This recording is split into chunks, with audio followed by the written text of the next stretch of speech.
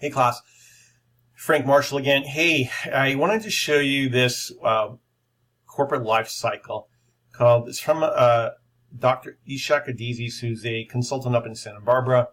He created this idea back in 1979, so it's been around quite a while. If you Google or look at Google Scholar, any of the academic papers in the library, you'll see, and even in Eric Ries's Lean Startup, talks about, a few stages: infancy, in launch. And so a lot of the academics have put together, either a 3-step or a 5-step process.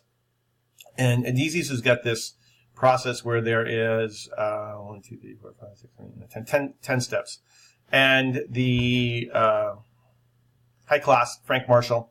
Hey, I wanted to show you this website, and this is called adizes.com, and this is his corporate life cycle. And Dr. Ishak Adizes is a consultant up in Santa Barbara. Created this life cycle in 1979. And what I like about it is because it's a 10-step approach, it shows really the ideas of how things are created.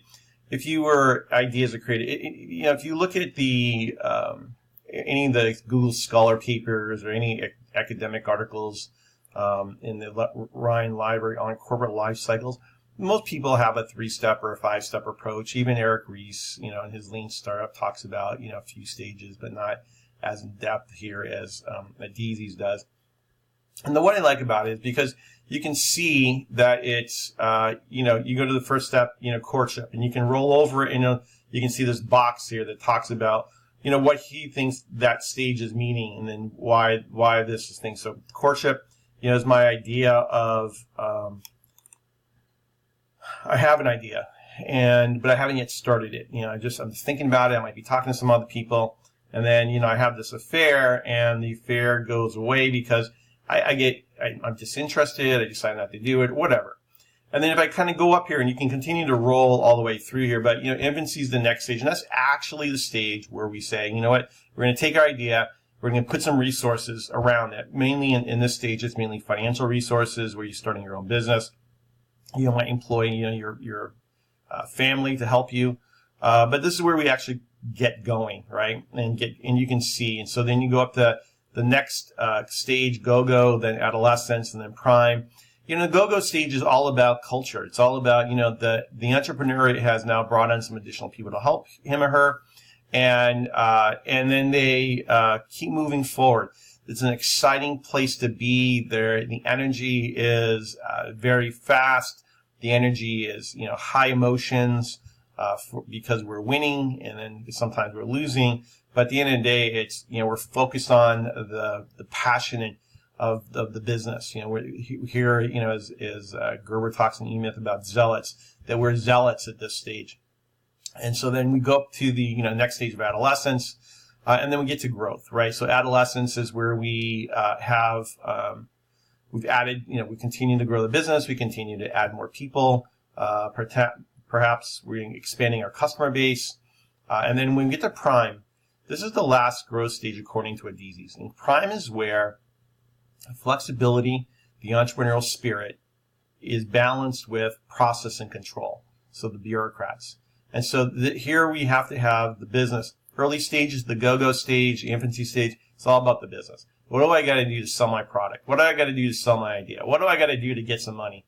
And then as we continue to grow, we need to start to add those processes. HR, how do I hire correctly? Putting my employee handbook together, putting together processes for inventory if I have inventory, those types of things. But when we're at prime, our business is growing. We do have the entrepreneurial spirit, but we also have the balance with the process and the control, so that we're not out of control. We know what our financial position is. We know what our break-even is. We know how our customers feel about us, those types of things. And then you can see at the top, the pinnacle of this little bell curve is the fall. And the fall is really the beginning of the end, right? It's where you've blown past the flexibility.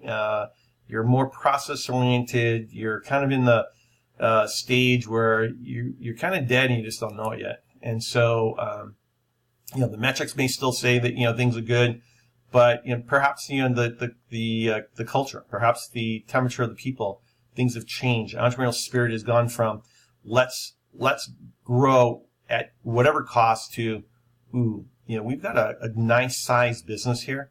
Let's not screw it up by doing something stupid.